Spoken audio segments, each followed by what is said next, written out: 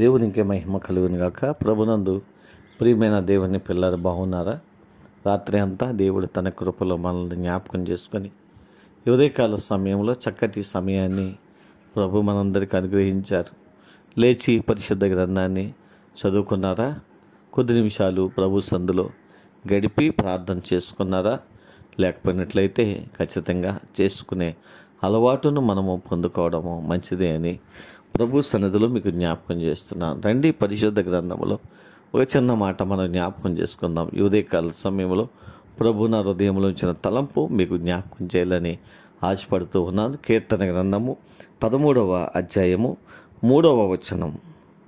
ఏమని జ్ఞాపకం? యెహోవా నా దేవా, నా మీద దృష్టి ఉంచి నాకు ఉత్తరమిమ్ము అని కీర్తనకారుడు జ్ఞాపకం చేస్తున్నాడు. నా దేవా, నా మీద దృష్టి ఉంచి నాకు ఉత్తరమిమ్ము. నిజమే ప్రియమైన దేవుని పిల్లారా, కీర్తనకారుడు ప్రభుని జ్ఞాపకం చేసి అన్నాడు, దేవా ప్రభా, నా మీద నువ్వు దృష్టి ఉంచయ్యా, అంతేకాదు నాకు ఉత్తరం ఇయ్యయ్యా అంటున్నాడు.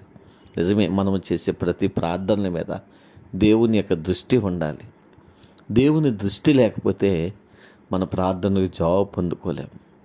అందుకే ఈ భక్తుడు అంటున్నాడు, అయ్యా నా మీద దృష్టి ఉంచయ్యా, నా యొక్క ప్రార్థన మీద దృష్టి ఉంచి నా ప్రార్థనకు ఉత్తరం ఇయ్యయ్యా, నా ప్రార్థన జవాబు ఇయ్యయ్యా అని ప్రభువుని జ్ఞాపకం చేసుకున్నాడు. నిజమే ప్రియమైన దేవుని పిల్లారా, మన దేవుడు మనకు జవాబు ఇచ్చినప్పుడు, ఆయన దృష్టి మన మీద ఉన్నప్పుడు ఖచ్చితంగా గొప్ప ఆశీర్వాదాలని, గొప్ప దీవెనలను పొందుకుంటాం. ఎందుకంటే పరిశుద్ధ గ్రంథంలో సొలొమోను మహారాజు ప్రార్థన చేసినప్పుడు దేవుడు అన్నాడు కదా, ఈ స్థలంలో చేయబడే ప్రతి ప్రార్థన మీద నా దృష్టి నిలిపి ఉన్నాను.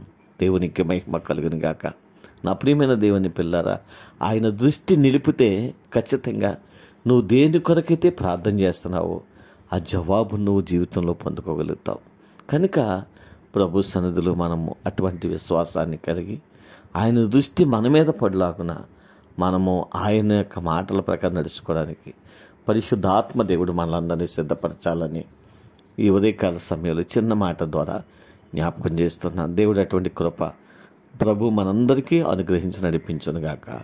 ఆమేన్. కృపా సత్య సంపూర్ణ కృపామయుడమైన మా దేవానికి వందనాలు, స్తోత్రాలు. ఈ ఉదయకాల సమయంలో మరొక్కసారి నీ మాటలు జ్ఞాపకం చేసుకుని కృపనిచ్చినందుకు వందనాలు. స్థానిక సంఘాన్ని, గ్రామాన్ని కూడా దీవించండి, ఆస్వాదించండి.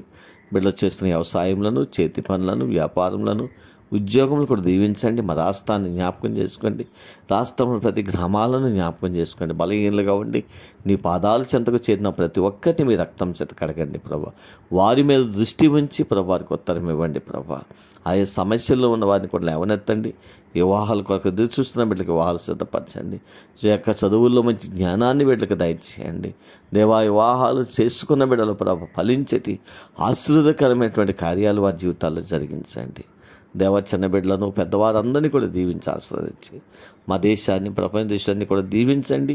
మా గ్రామాల నుండి, మా ప్రాంతాల, దేశాలు, రాష్ట్రాల్లో ఉన్న ప్రియ బిడ్డలందరినీ జ్ఞాపకం చేసుకొని వారి కష్టార్జితం వారి కుటుంబాలకు, వారి బిడ్డలకు ఆశీర్వాదకరంగా, దీవెనకరంగా, మేలుకరంగా మార్చి మీరే మహిమ పొందమని ఈ ఉదయకాల సమయాన్ని మరొక్కసారి మీ పాదాలకు అప్పగించుకుంటూ ప్రారంభిస్తూ ఉండగా దీవెనకరముగా జరిగించి మహిమ పొందమని యేసయ్య ఉన్నతమైన శ్రేష్టమైన నామములో ప్రార్థించి స్తుతించి మీకు సమర్పణ చేస్తున్నాము తండ్రి.